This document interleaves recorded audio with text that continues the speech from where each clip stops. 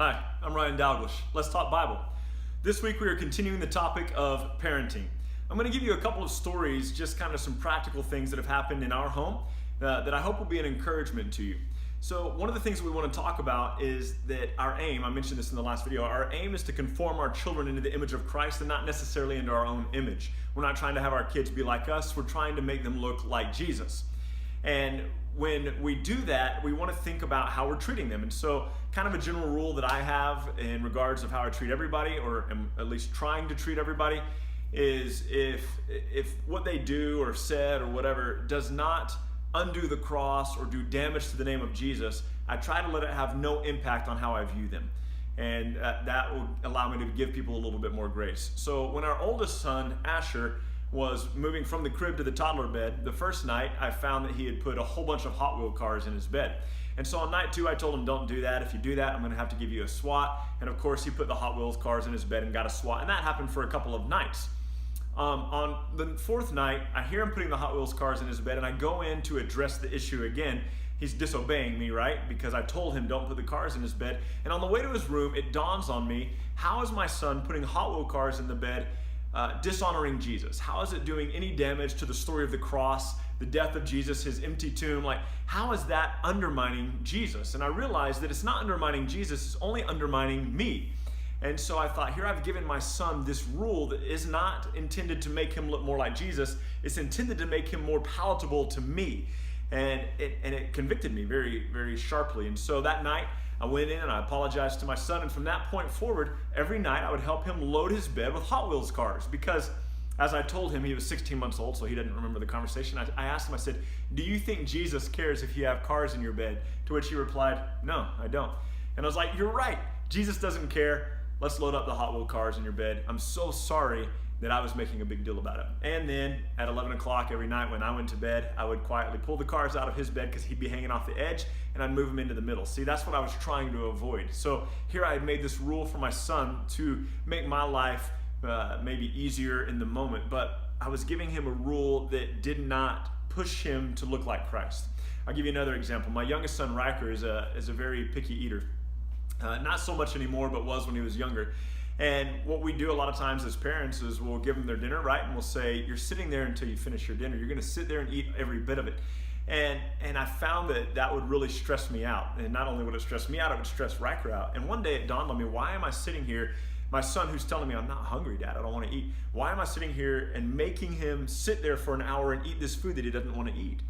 There isn't anything about him not being hungry that undermines the cross or undermines the name of Jesus. And so we have a new thing now where he'll sometimes look at me and say, Dad, I'm not very hungry right now. I don't want to eat. And I'll say, you know what? Plenty of times I wasn't hungry either. Go put your dinner on the counter. I'll package it up for you. When you're hungry later, you can eat it. And he would say something to me like, do I get to have a piece of cake? And I say, no, bud, you don't get to have a piece of cake, but not because you're in trouble, not because you've done something wrong. You don't get to have a piece of cake because as your parent, it's my responsibility to make sure that your body's growing and that you're healthy, and cake won't do that, and the other food will. And so yeah, you do need to eat your dinner.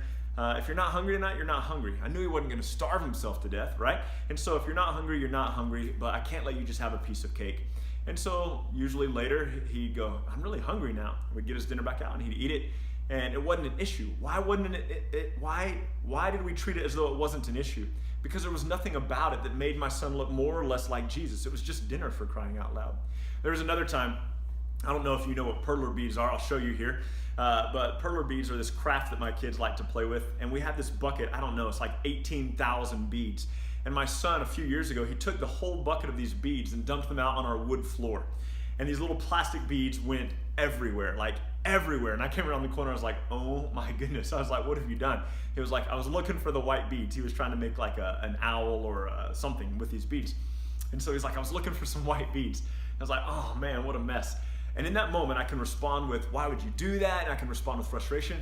Or in that moment, I can go, there's nothing about him dumping the beads all over the floor that undoes the cross or does dishonor to the name of Jesus. So I said, hey buddy, you're gonna have to help, you're gonna have to pick all these up. I said, I'll help you and I'll show you how to do it. And so I helped him sweep them all up after a little while because he was doing like, 1 or 2 at a time. And then I said, can I show you something? He said, sure. I said, let me show you something. I said, do you think it's sin to dump out the perler beads on the wood floor. And he said, no, it's not sin. I said, you're right. There isn't anything about it that dishonors Jesus. I said, but it is hard to pick up, isn't it? And he goes, yeah, it's really hard. I said, let me show you something. And I took him over to a rug that we had, and we dumped out all of his beads on the rug. And then we were able to scoop those beads up easily. They didn't bounce everywhere. We were able to scoop them up with our hands and put them back in the bucket. And I said, so see, it wasn't sin that you dumped the beads on the floor. That's why Dad wasn't upset. It's not a big deal. I said, it doesn't dishonor the name of Jesus. I said, but do you see how much easier it is when you're looking for beads to dump them out on the carpet? And he goes, yeah, it's a lot easier. And I said, okay, so let's just do that in the future. And so the way we handle things with our kids, Michelle and I, the way we handle things, Michelle's my wife, the way we handle things with our kids is to say to them, hey, that doesn't dishonor the name of Jesus, but here's a better way to do that. Or it doesn't dishonor the name of Jesus if you don't want to eat your dinner right now, but I can't let you have a whole bunch of candy because that's not going to be healthy for you. I need to take care of you. And so we don't make it issues of right or wrong, we make it issues of wisdom. A lot of times we as parents treat our kids as though they are sinning against the name of Jesus, when really what we're trying to do is teach them wisdom. And I think we should handle those things differently. So Wendy, the second tip that I would give you is seek to have your children conform to the image of Christ and not your own, and seek to treat them in regards, like, think about their behavior as whether or not it undoes the cross. And if it doesn't undo the cross, then let it be a wisdom issue. Let it be something that you're shaping wisdom in them rather than you're trying to shape sin or righteousness in them. And I think that that will help a little bit. I hope that these 3 stories helped. We've got another talk on parenting coming later this week. Don't forget to like, share, and subscribe, and I'll see you soon.